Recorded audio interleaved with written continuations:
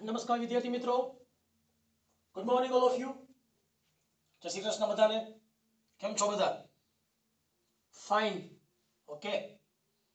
તો જો હવે છેલ્લે આપણે ધોરણ 11 ની અંદર પ્રકરણ નંબર 7 માં ચાક ગતિ એમાં I think basic concept clear કર્યો હતો અને એક ભાગ પૂરો કર્યો હતો આપણે.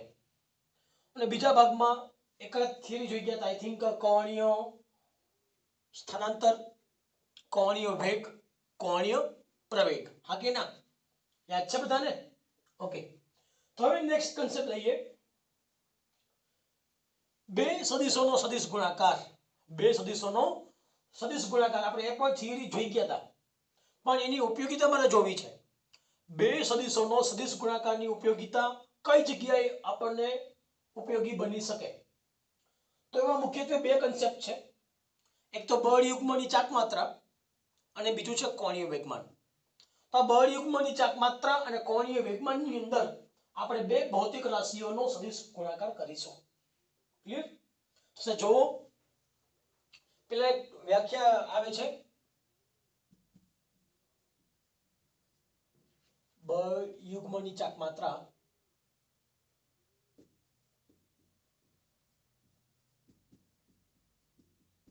અથવા બીજું નામ કહેવાશે ટોર્ક. ટોર્કનો સિમ્બોલ કહેવાય છે ટો. શું વચાય એને? ટો. ટોર્કને વચાશે ટો. હવે સૌપ્રથમ મારે ટોર્કની શા માટે જરૂર પડી? તો તમે રેખીય ગતિની અંદર જોઈ ગયા હતા.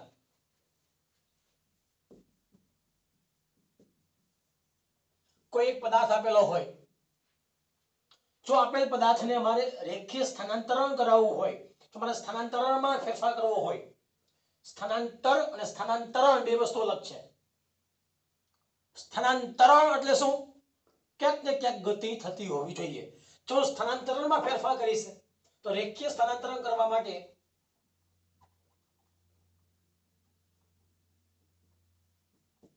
મારે શું આપવું પડે? બાહ્ય બળ આપવું પડે. જો બાહ્ય બળ આપવામાં આવશે તો આપેલ પદાર્થ શું કરશે? કે રેખીય સ્થાનાંતરણ અનુભવશે. તો રેખીય ગતિ માટે જવાબદાર કોણ છે? બાહ્ય બળ. તો રેખીય ગતિ થવા માટે જવાબદાર કોણ પરિબળ છે? બળ જવાબદાર છે. તો આવી જ રીતે ચાક ગતિ, તો ચાક ગતિમાં સ્થાનાંતરણ થવા માટે શું જવાબદાર હશે? રેખીય ગતિ માટે બળ આવે છે, તો ચાક ગતિ માટે શું હશે? ધારો કે કોઈ પદાર્થ છે, પદાર્થ તમારે શું કરવો છે? વર્તુળમય પરિભ્રમણ કરાવવો છે. આપેલ પદાર્થને મારે વર્તુળમય પરિભ્રમણ કરાવવો હોય તો અહીંયા કયું બળ જવાબદાર હશે? અહીંયા રેખીય બળ હતું તો અહીંયા શું આવશે? તો એ બળ કયું આવશે? અહીંયા બળ યુગ્મની ચાક માત્રા, અથવા બીજું નામ કહેવાશે ટોર્ક. તો રેખીય ગતિ માટે, રેખીય ગતિ થવા માટે બળ જવાબદાર છે. એવી રીતે ચાક ગતિ થવા માટે ટોર્ક નામનું પરિબળ જવાબદાર બને. રેખીય ગતિમાં શું હોય? રેખીય વેગમાન હોય. જ્યારે ચાક ગતિમાં શું હશે? કોણીય વેગમાન એ હશે. તો આવા તમારે ઘટકનો ઉપયોગ કરવા માટે તમારે સૌપ્રથમ એનો કન્સેપ્ટ વિચારવો પડશે. ખરેખર ટોર્ક એ કોઈ નવી ભૌતિક રાશિ નથી. બે સદિશોનો સદિશ ગુણાકાર છે. બે સદિશોનો સદિશ ગુણાકાર છે. જો પેલા કઈ રીતે સૌપ્રથમ જોઈ લઈએ આપણે.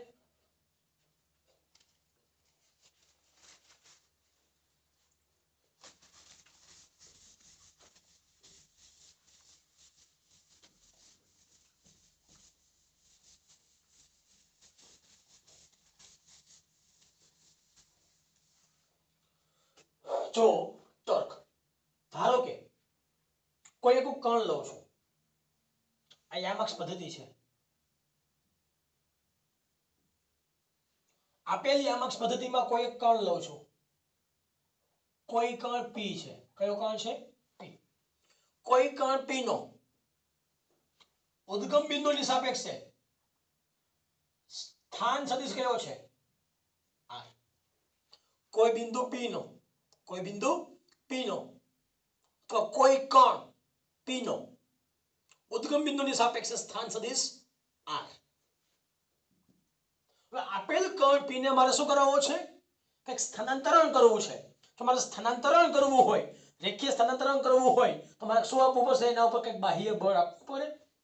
આપેલ કણ P પર શું આપું છું? હું બાહ્ય બળ આપું છું. આ બાહ્ય બળ F. આ દિશા કઈ છે? R ની દિશા છે. તો F અને R વચ્ચેનો ખૂણો કયો કહેવાશે? થીટા. થીટા બરાબર કહેવાશે F અને R વચ્ચેનો કોણ. હવે જો કોઈ કણ P પર બાહ્ય બળ F આપવામાં આવે તો કણ P શું કરશે? કંઈક સ્થાનાંતરણ કરશે, કંઈક ચાપગતિ કરશે. તો ધ્યાન આપજો પહેલા ખાસ.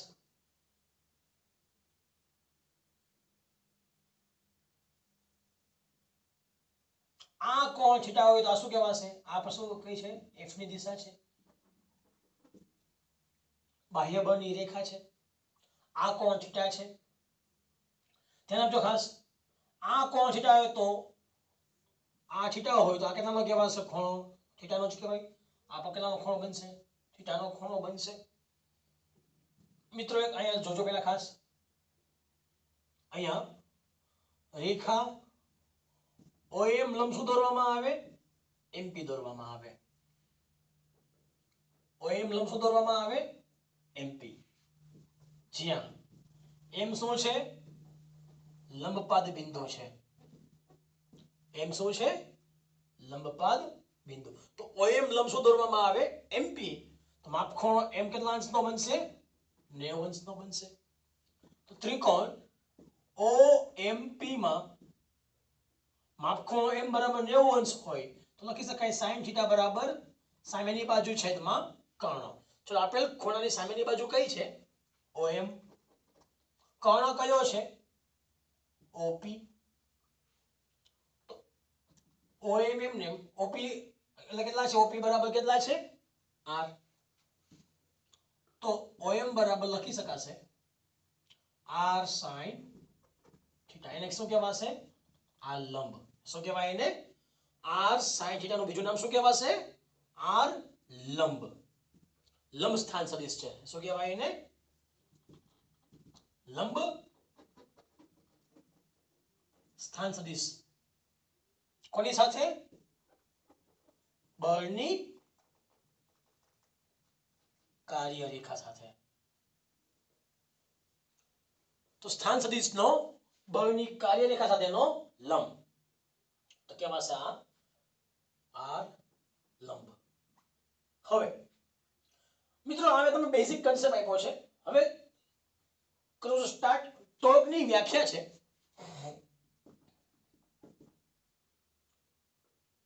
સ્થાન સદિશ અને બળના સદિશ ગુણાકારને ટોર્ક કહેવામાં આવે છે. સ્થાન સદિશ અને બળના સદિશ ગુણાકારને શું કહેવામાં આવે છે? ટોર્ક કહેવામાં આવે છે. તો બરાબર કહેવાશે R ક્રોસ F. તો બરાબર R ક્રોસ F. તો લખી શકાશે મૂલ્ય માટે જો ક્રોસ કાઢવામાં આવે તો sin થીટા. તો લખી શકાય આને તો કદાચ આને કોઈ આમ પણ લખી શકે R F લંબ અથવા તો F R લંબ. બંને રીતે લખી શકાય છે. જ્યાં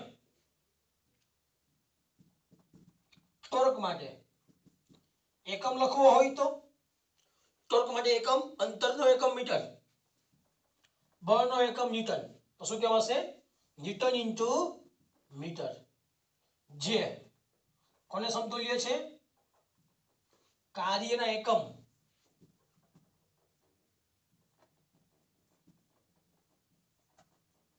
જૂલને સમતુલ્ય છે. ટોર્કનો એકમ ન્યૂટન ઇન્ટુ મીટર છે, જે કોને સમતુલ્ય છે? કાર્યના એકમ જૂલને સમતુલ્ય છે અહીં. પરંતુ ટોર્ક કેવી છે રાશિ? સદિશ છે, જ્યારે કાર્ય કેવું છે? અદિશ છે. ટોર્ક એ સદિશ રાશિ છે, જ્યારે કાર્ય રાશિ કેવી છે? અદિશ છે. પારિમાણિક સૂત્ર લખવું હોય તો જૂલનું પારિમાણિક સૂત્ર કયું કહેવાશે? કાર્ય m1l2 t-2. ખબર ના પડે તો મિત્રો બળનું પારિમાણિક સૂત્ર m1l1 t-2 બળનું. મીટર એટલે કહેવાય અંતર, અંતરનું પારિમાણિક સૂત્ર l1 m1 1 + 1 એટલે 2 t-2. આવી ગયું. તો ટોર્કનું પારિમાણિક સૂત્ર એ કાર્યના પારિમાણિક સૂત્ર જેવું છે. બંનેના એકમ પણ એકબીજાને સમતુલ્ય છે, તો બંને ભૌતિક રાશિ એક છે નહીં. શું કામ? ટોર્ક એ રાશિ સદિશ છે, ત્યારે કાર્ય રાશિ એ અદિશ છે. જો મારે વાત કરવી હોય ટોર્કની દિશા, તો r અને f થી બનતા સમતલને લંબ દિશામાં. ટોર્કની દિશા ક્યાં આવશે? r અને f થી બનતા સમતલને લંબ દિશામાં. જો પેલા ખાસ પહેલી આંગળી શું બતાવે છે? r. પહેલી આંગળી r, બીજી આંગળી f. આ પહેલી આંગળી r, બીજી આંગળી f. તો મળતો અંગૂઠો શું કહેવાશે? ટોર્ક. જો પેલા ખાસ પહેલી આંગળી r, બીજી આંગળી f. તો આ શું બતાવશે? આ રીતે છે ને, આ રીતે આ f. હા, તો આ શું બતાવશે? ટોર્ક. આ દિશામાં શું આવશે? ટોર્ક.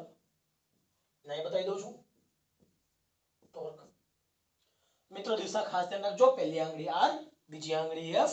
આ પહેલી આંગળી, આ f, આ અંગૂઠો ક્યાં આવે છે? આ બાજુ આવશે. એ બતાવશે ટોર્કની દિશા. ક્લિયર? હવે ટોર્ક લખી શકાય r ક્રોસ f બરાબર rf sin θ into n caret. જ્યાં n કેરેટ શું બતાવશે? r અને f થી બનતા સમતલને લંબ દિશામાંનો એકમ સદિશ. n કેરેટ બતાવશે r અને f થી બનતા સમતલને લંબ દિશામાંનો એકમ સદિશ. મિત્રો યાદ રાખજો આમાં ખાસ, હવે જો r બરાબર 0 હોય તો ટોર્ક કેટલું થશે? 0. r 0 તો પણ ટોર્ક કેટલું કહેવાશે? 0. જો બળ 0 હોય તો પણ ટોર્ક કેટલું કહેવાશે? 0.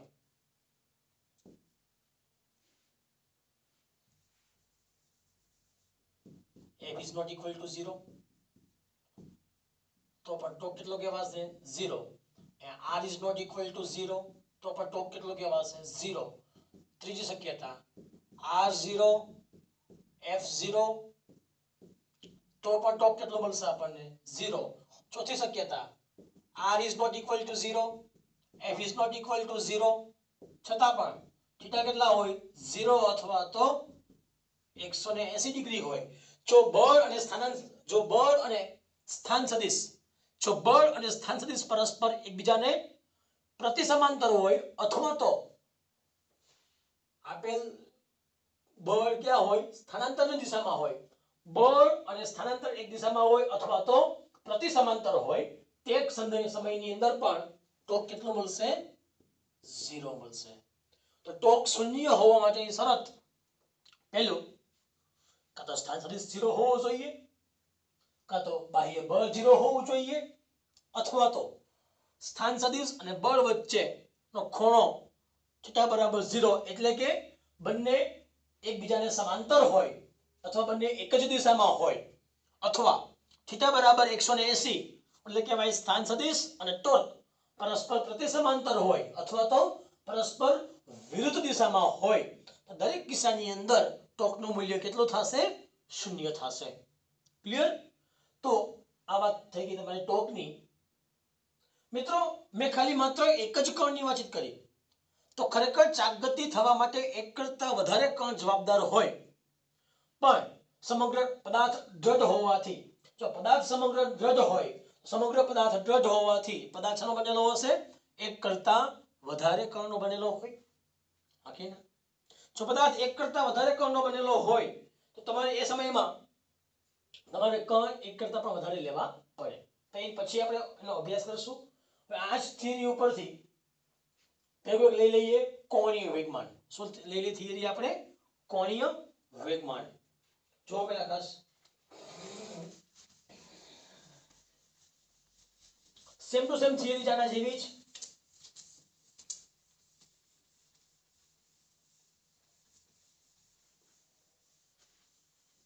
છે મિત્રો, આમાં કઈ ડાઉટ? હા કે ના? નથી ને? ઓકે.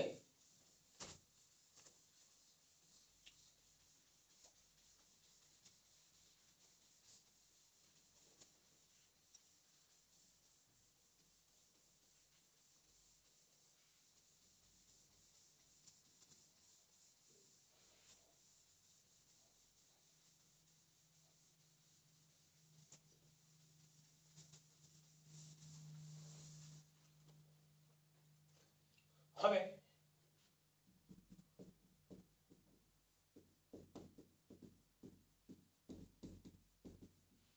તંત્રનું કોણીય વેગમાન L. તંત્રનું કોણીય વેગમાન L. તો આના જેવી જ થિયરી છે. પહેલા આપણે શું અભ્યાસ કરશું? પહેલા માત્ર ને માત્ર એક જ કણનો અભ્યાસ કરીશું. જોઈએ પહેલા એક કણના અભ્યાસ માટે સૌપ્રથમ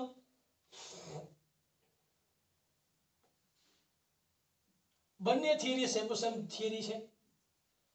ધારો કે કોઈ એક કણ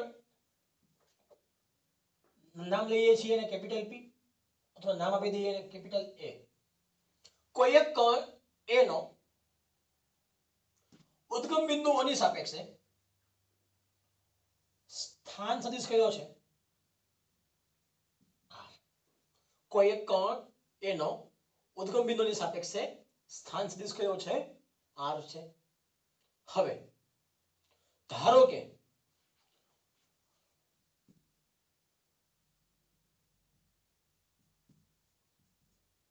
હું કોઈ એક કણ A છે એનો સ્થાન સદિશ R લઉં છું. તમે લાસ્ટ ટાઈમ જે મેં તમને ટોપની થિયરી શીખવાડી એ જ મુજબ જો તમે આપેલ થિયરી સાબિત કરો તો પણ તમે સાબિતી આપી શકો.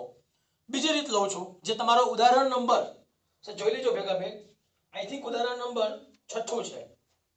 ઉદાહરણ નંબર 6 છે. તો એના જેવી થિયરી છે. હું બે ભેગું દઉં છું, અથવા તો ઉદાહરણ 6 પરથી પણ સાબિતી આપી શકાય.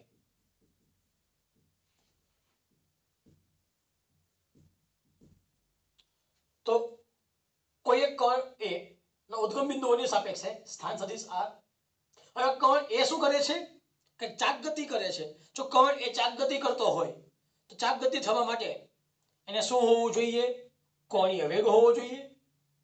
અથવા તો વર્તુળમય દિશામાં જો મારે કોઈને સ્થાનાંતરણ કરાવવો હોય તમારે શું આપવું પડશે? એને કંઈક રેખીય વેગ આપવો પડશે. ધારો કે આ શું છે? રેખીય વેગ અને રેખીય વેગમાન. તો વેગ અને વેગમાન બંને આ દિશામાં છે. એ સમય બંને વચ્ચેનો ખૂણો કેટલા હશે? ધારો કે થીટા છે. પાછળ તરફ લંબાવવામાં આવે તો આ પણ કેટલાનો ખૂણો બનશે? થીટાનો ખૂણો બનશે. નામ આપી દો OAB. ત્રિકોણ OAB માં માપખૂણો B બરાબર 90 અંશ છે. તો sin થીટા બરાબર લખી શકાય સામેની બાજુ છેદમાં કર્ણ. તો આની સામેની બાજુ કઈ કહેવાશે? OB. કર્ણ કયો કહેવાશે? OA. OA કેટલા છે? OA R છે. તો કહેવાશે OB બરાબર R sin થીટા, અથવા એને કહેવાશે R લંબ, અથવા શું કહેવાશે એને? R લંબ, અથવા કહેવાશે એનો સ્થાન સદિશ R નો વેગમાનની દિશામાં. કઈ દિશા છે? રેખીય વેગમાન.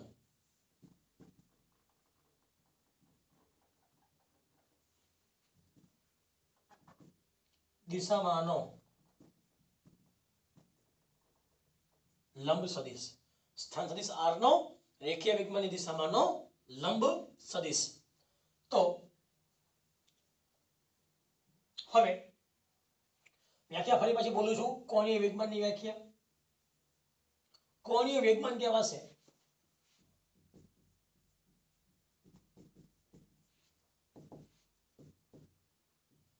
સ્થાનાંતર અને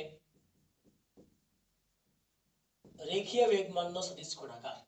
કોણીય વેગમાન એટલે સ્થાનાંતર અને રેખીય વેગમાનનો સદિશ ગુણાકાર.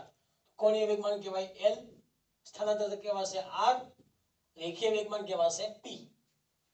તો L બરાબર R ક્રોસ P, અથવા P બરાબર લખી શકાય M into V. P બરાબર શું લખી શકાશે? M into V. જ્યાં V અને P બે કેવા હોય? હંમેશા માટે સમાંતર હોય. જો રેખીય વેગ અને રેખીય વેગમાન પરસ્પર સમાંતર હોય તો મારે દિશા લખવી પડશે આની L ની. L ની દિશા, કોણીય વેગમાનની દિશા R અને P થી બનતા સમતલને, R અને P થી બનતા સમતલને લંબ, R અને P થી બનતા સમતલને લંબ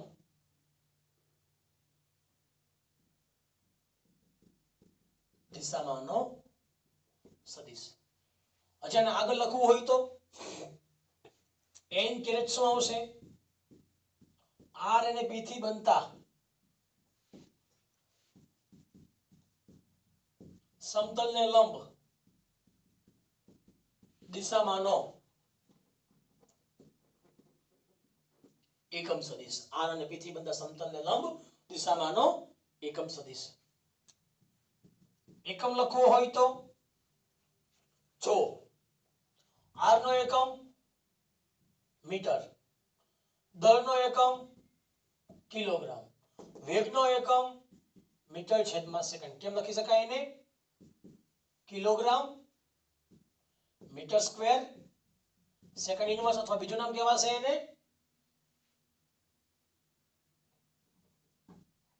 ન્યૂટન મીટર સ્ક્વેર. ન્યૂટન એક મીટર છે, okay, newton into metre into second. તો જોઈ ગયા સૂત્ર ઓકે. F બરાબર delta P by delta T. Delta P શું કહેવાશે? F delta T. જોઈ ગયા ને ન્યૂટનની ગતિનો બીજો નિયમ, બળનો એકમ ન્યૂટન, સમયનો એકમ સેકન્ડ.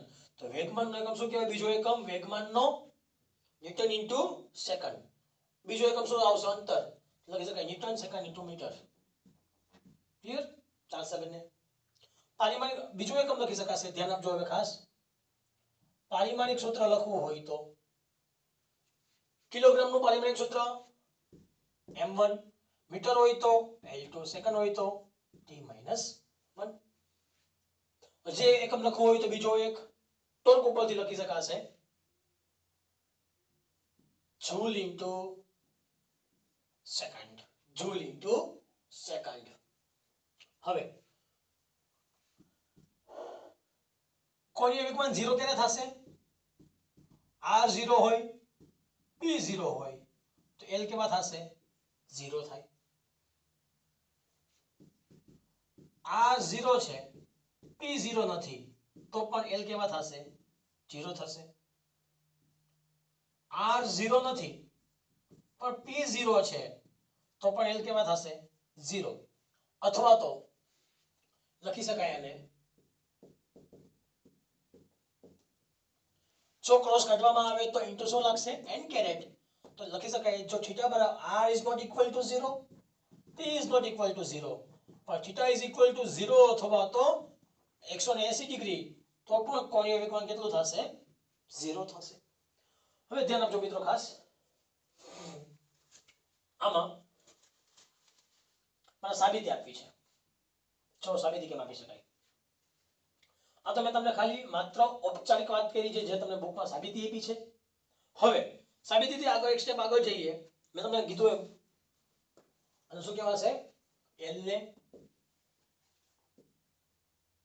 R પેલું શું કહેવાશે? કાં તો r sin θ લઈ લ્યો તો કહેવાય r લંબ ઇન્ટુ p, અથવા તો કહેવાશે r p લંબ. આ લંબ એટલે શું કહેવાશે? r sin θ. કેમ ગયો છે? r sin θ બરાબર શું લખી શકાશે? r લંબ. ક્લિયર? હવે એમાં ને એમાં તો આગળ એક સ્ટેપ વિચારીએ આપણે. તો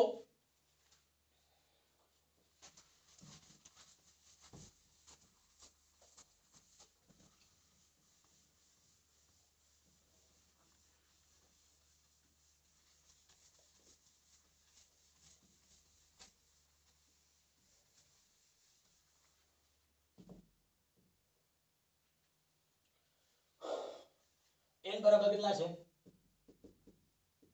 r ક્રોસ p. આપેલ સમીકરણનું સમય t ની સાપેક્ષે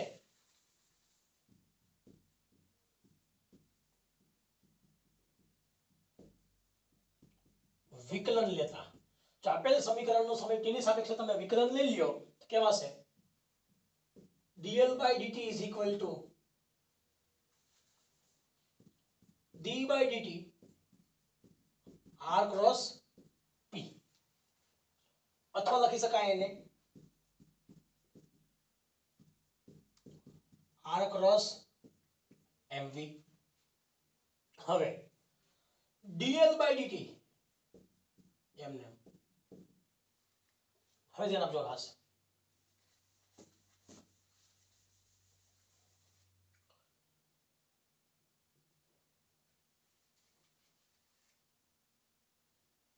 dl/dt એમને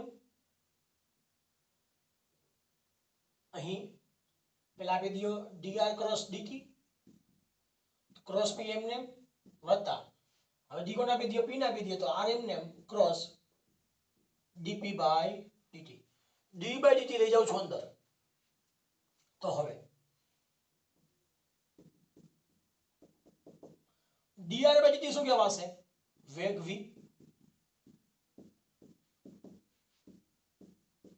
dp/dt શું કહેવાશે? બળ f. જ્યાં વેગ v બરાબર લખી શકાય tr/dt અને બળ શું લખી શકાશે? f બરાબર dp/dt. જ્યાં v અને p કેવા છે? બે સમાંતર છે. v અને p બે પરસ્પર સમાંતર હોય, અથવા તો લખી શકાય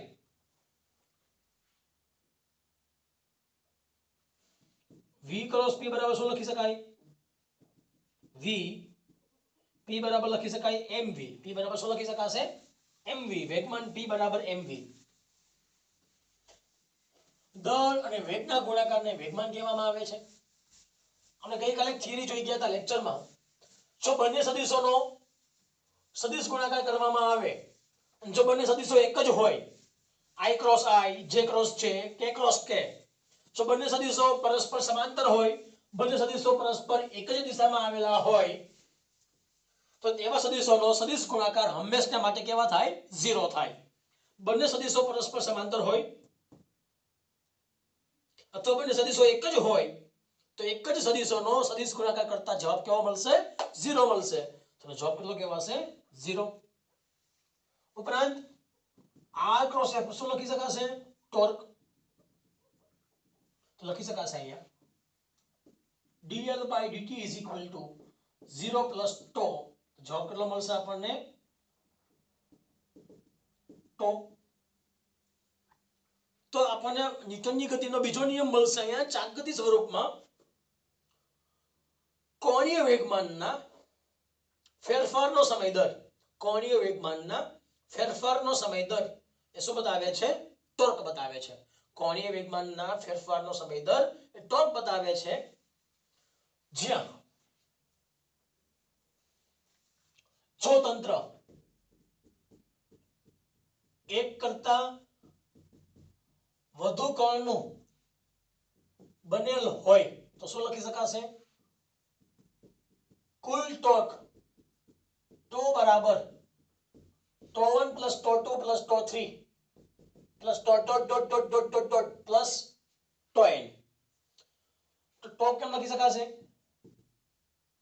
plus plus plus plus plus plus sigma 1 to 3 n i બરાબર 1 to n લખી શકાય વ્યાપક ટો i તો કેમ લખી શકાશે r i ક્રોસ fi એક કરતા વધારે કણનું જો તંત્ર બનેલું હોય તો કુલ ટોક લખી શકાય ટો i બરાબર સિગ્મા i બરાબર 1 to n r i cross fi એવી રીતે કોણીય વેગમાન L બરાબર L1 plus L2 plus L3 plus dot dot dot dot dot dot dot plus Ln તો લખી શકાશે plus plus plus plus plus sigma અથવા બીજી રીતે લખવું હોય તો સમય સાપેક્ષે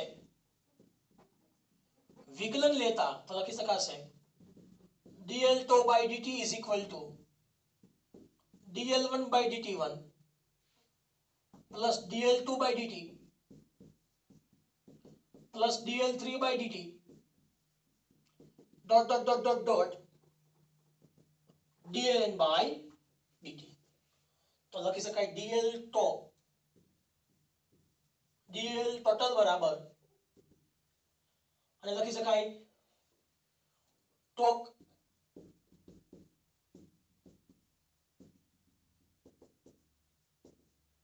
તો લખી શકાય એને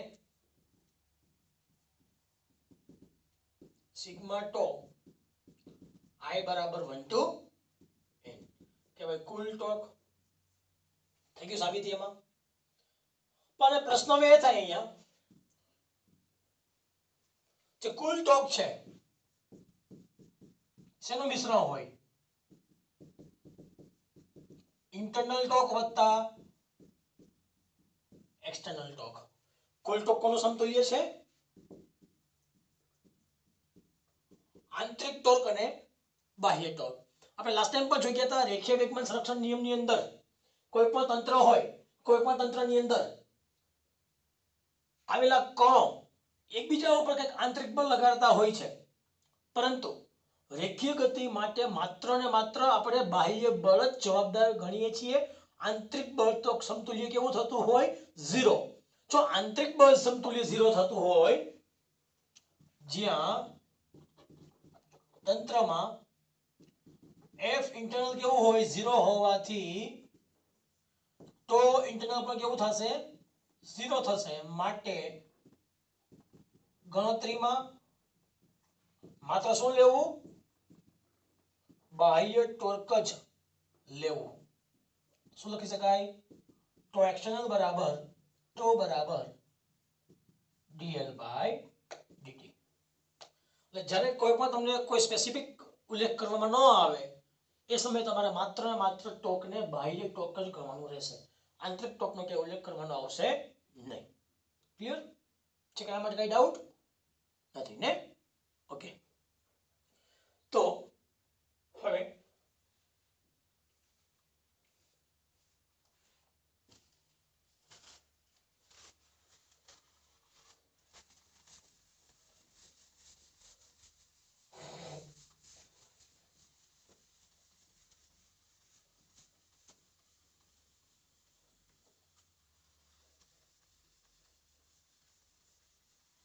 આના પરથી આવશે કોણીય વેગમાન સંરક્ષણનો નિયમ ચલો કોણીય વેગમાન કેમ લખી શકાય dl by dt is equal to τ dl by dt is equal to τ એનો મતલબ લખી શકાશે lx ly lz બરાબર τ x τ y τ z કોઈ પણ સદિશને એના મૂળભૂત ત્રણ ઘટકો હોય x ઘટક y ઘટક અને z ઘટક જો ટોક કેટલું હોય 0 હોય જો ટોક 0 હોય તો dlx by dt કેવા થશે 0 dly by dt કેટલા થશે 0 dlz by dt કેટલા થશે 0 એનો મતલબ lx અચળ હશે, ly કેવા હશે? અચળ હશે, lz કેવા હશે? અચળ હશે. એનો મતલબ જો ટોર્ક 0 હોય તો કોણીય વેગમાન કેવું રહેશે? અચળ. જો કોઈ પણ તંત્રનું બાહ્ય ટોર્ક શૂન્ય હોય, જો કોઈ પણ તંત્રનું બાહ્ય ટોર્ક શૂન્ય હોય તો તંત્રમાંનું કુલ કોણીય વેગમાન હંમેશા માટે અચળ હોય છે. તો નિયમ બોલવો હોય તો અલગ કરેલા તંત્રમાં જો તંત્ર પરનો કુલ બાહ્ય ટોર્ક શૂન્ય લેવામાં આવે તો તંત્રનું કુલ કોણીય વેગમાન હંમેશા અચળ હોય. જો કુલ કોણીય વેગમાન અચળ હોય તો ના x ઘટક, y ઘટક અને z ઘટક પરના પણ કોણીય વેગમાન કેવા રહેશે? અચળ. પણ x ઘટક, y ઘટક અને z ઘટક પરના ટોર્ક કેવા થશે? 0 થશે. લખી શકાય એને to x to y to z. Clear? તો સાવ સિમ્પલ થિયરી હતી ટોર્ક. ટાઈમિંગ જોઈ લઉં છું. ઓકે, તો અહીં સુધી રાખીએ પહેલો લેક્ચર. નેક્સ્ટ લેક્ચરમાં આપણે આના દાખલા સેટ જોઈશું. મિત્રો યાદ રાખજો, મેં તમને ઉદાહરણ નંબર 6 જે તો મેં તમને ભેગા ભેગ કરાવી દીધેલું છે. તમારું ઉદાહરણ નંબર 6 આની આગલી થિયરીમાં ઓલરેડી કવર થઈ ગયું છે. ઓકે, ઉદાહરણ તમને 6 પાછો કરાવીશ નહીં. Okay, thank you very much.